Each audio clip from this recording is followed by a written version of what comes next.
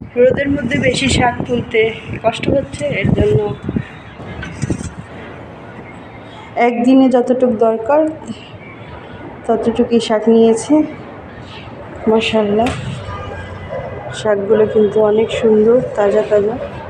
এগুলো কিন্তু কোনো সার দেওয়া হয়নি।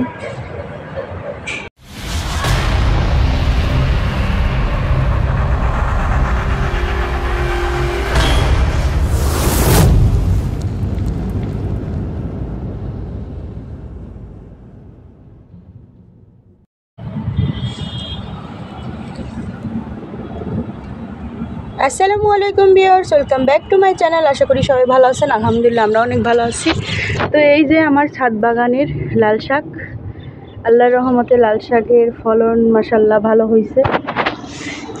এখন আমি কিছু শাক নিব, যেগুলো বড় বড় ওগুলো উঠাবো।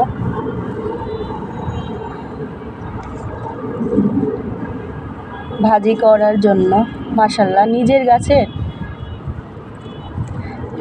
নিজের হাতে যে কিছুই লাগান না কেন, ওইগুলা উঠে খেতে মজা বা একটা খুশি আনন্দই অন্যরকম।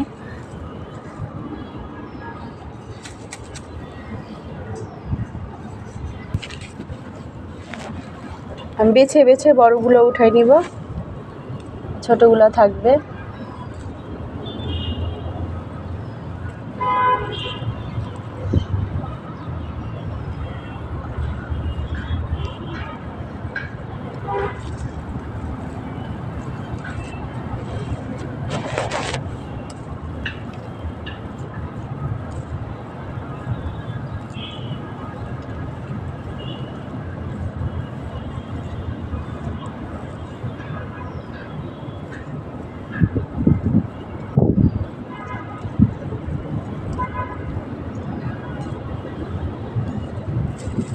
মাশাআল্লাহ, আর শাকগুলো কিন্তু অনেক সুন্দর হয়েছে।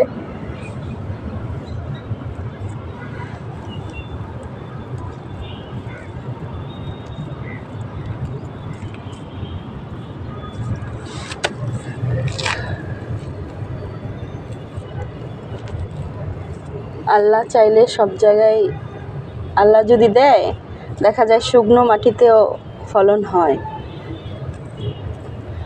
তো আল্লাহ দিছে, এই কারণে আমার ছাদ বাগানে শাক হয়েছে। আল্লাহ চাইলে সব কিছুই সম্ভব।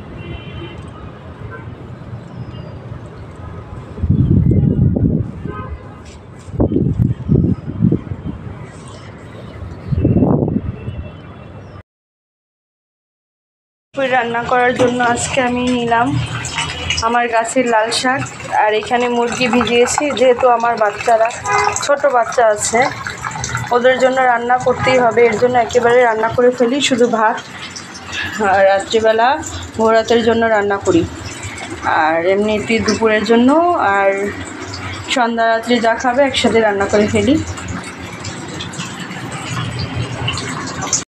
দুপুরে রান্না আমি বসিয়ে দিয়েছি। দুপুরে কি, সারাদিনের রান্না। এখানে আমার গাছের শাক, ছাদ বাগানের এটা করছি, আর এখানে মুরগি রান্না করতেছি বাচ্চাদের জন্য।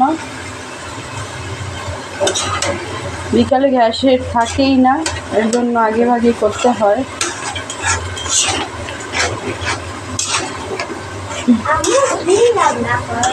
মুরগি রান্না করতেছি তোমাদের জন্য। কেন আমি খাওয়াই দেবো কেন? তুমি এখন বড় হয়েছো না, তুমি খাওয়া।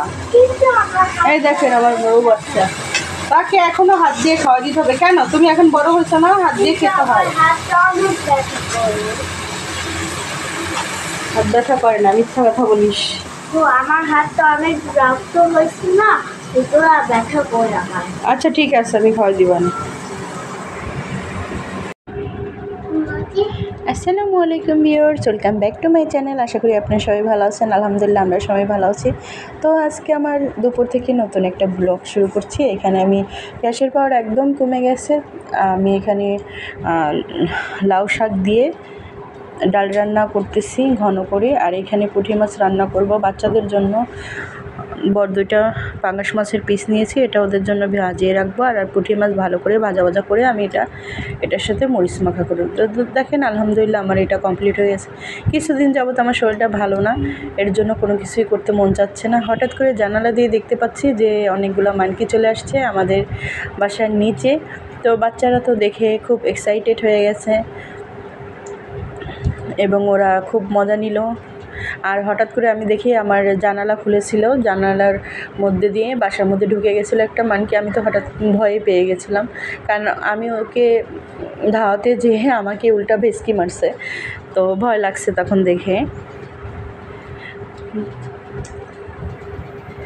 এখানে আমি দেশ থেকে আমার খালামণির কাছে আমার আম্মু সিম পাঠিয়ে দিয়েছে। এটা হলো আমরা বলি ছোটো জাতের সিম। আর আমার খালামণি আসছে, সে খুব অসুস্থ, তার অপারেশন হয়েছে। দেখতে পারছেন যত সব গাঁটি গুটি এগুলা বাসায় কেন জানেন? রুগী আছে তার জন্য। আমার খালতো বোন খালামণি ওরা সবাই বৈশা কথাবার্তা বলতেছে। আসলে অসুস্থ থাকলে কোনো কিছুই ভালো লাগে না, এটা জানি। আমারও শরীরটা ভালো না দেখে আমারও কিছু ভালো লাগতেছিল না। আর এই কিছুদিন যাবৎ ব্লগটা কন্টিনিউ করিনি, যে আমার শরীরটা খুবই খারাপ ছিল। এখনও ভালো করে সুস্থ হয়নি, কিন্তু মন চায় নাই, তার জন্য করতে পারিনি। এখানে আমার বাচ্চারা আমার খালামণির ব্যাগ খুলতেছে যে এটার মধ্যে কি আছে, শ্যাম্পু বের করতেছে, সাবান বের করতেছে। খালামণি সব নিয়ে আসছে। আমি বলছি এত কিছু নিয়ে আসার দরকারটা কি? যেহেতু তোমার অপারেশন, আমরা ঢাকায় আছি, তো আপনজন আছে, কি করতে যাই দরকার হয় না কেন ওগুলো হেল্প করব। তো খালামণি অনেক বড় একটা অপারেশন হলো, তার কানের অপারেশন হয়েছে, 6 ঘন্টা লাগছে। তো আপনারা সবাই দোয়া করবেন আমার খালামণির জন্য, যেন আল্লাহ তাকে সুস্থ করে, ভালো করে এবং তার সকল বিপদ থেকে আল্লাহ যেন তাকে রক্ষা করে। তো এখানে সন্ধ্যার জন্য আমি সবার জন্য দুধ গরম করছি। আর এটা আমার দুপুরে রান্না করেছিলাম আমি বেগুন দিয়ে আর এই তেলাপিয়া মাছ দিয়ে। এটা আপনাদের দেখাতে মনে ছিল না। তো ভালো থাকবেন, আল্লাহ হাফেজ। মই খায় মই আয়ার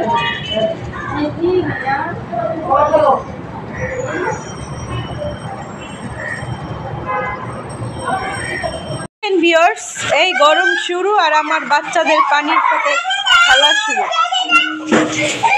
এই গরম শুরু হলেই তারা শুরু করে দেয় এরকম দুষ্টুমি পানির সাথে।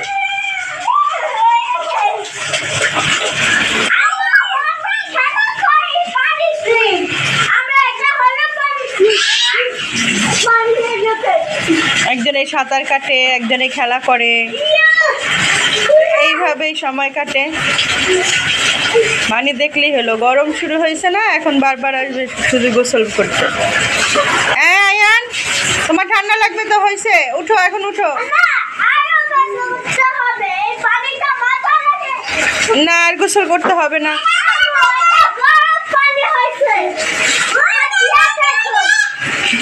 আয়ান আয়ান ওঠো, আম্মু গোসল শেষ, ওঠো।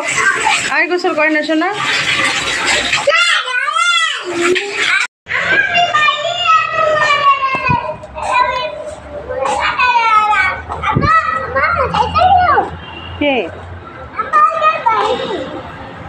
সরো সরো, এদিকে আসো, তোমার বাবা বেড়ে।